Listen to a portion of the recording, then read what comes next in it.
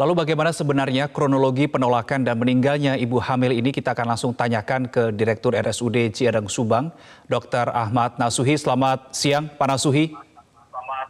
Selamat siang, Mas Reno. Baik. Ya, Pak Nasuhi, bisa Anda jelaskan dan pertegas lagi sebetulnya betulkah memang karena ada penolakan karena pasien ini belum ada dapat rujukan dari puskesmas?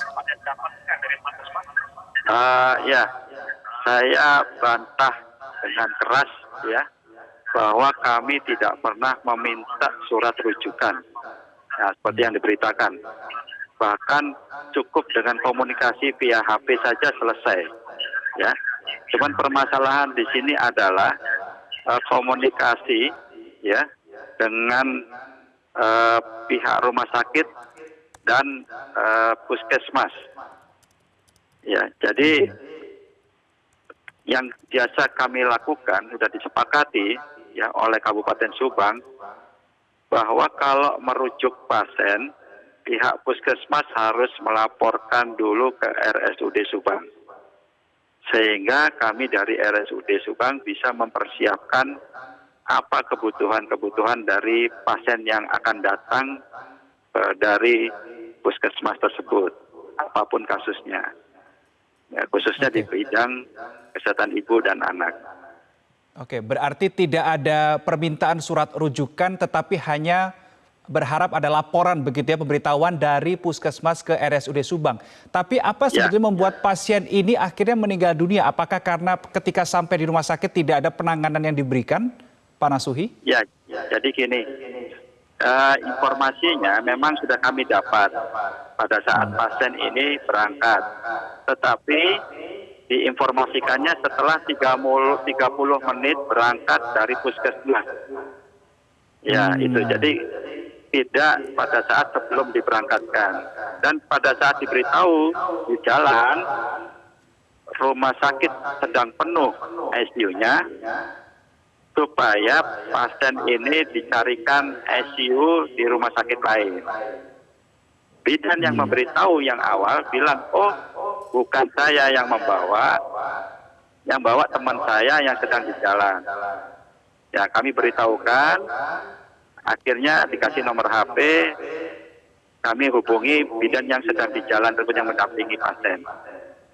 Setelah kami hubungkan, bahwa kasih diberitahu ICU penuh, bidan tersebut bilang, oh iya, gitu, begitu saja. Dan begitu kami sampai informasi tersebut ke bidan, ternyata 15 menit kemudian pasien bersama bidan datang.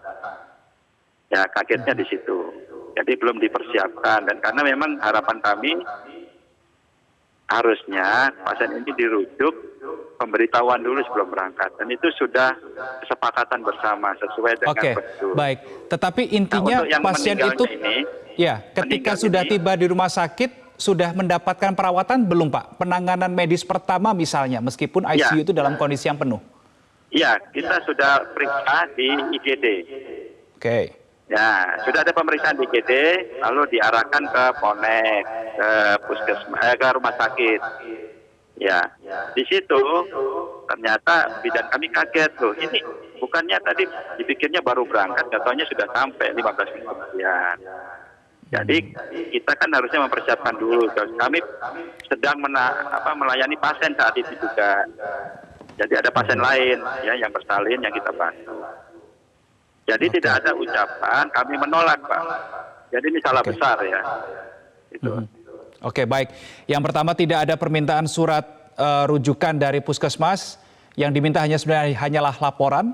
Kemudian yang berikutnya adalah tidak ada penolakan, karena meskipun tanpa ada laporan, rumah sakit tetap menerima meskipun ICU-nya tetap masih dalam kondisi penuh pada saat itu. Baik, ya, terima kasih. Arahkan itu, ya. Baik, sudah ada pengarahan dan sudah ada pemberian pelayanan medis. Terima kasih untuk konfirmasinya Direktur RSUD Ciedeng Subang, Dr. Ahmad Nasuhi siang hari ini. Selamat beraktivitas, Pak.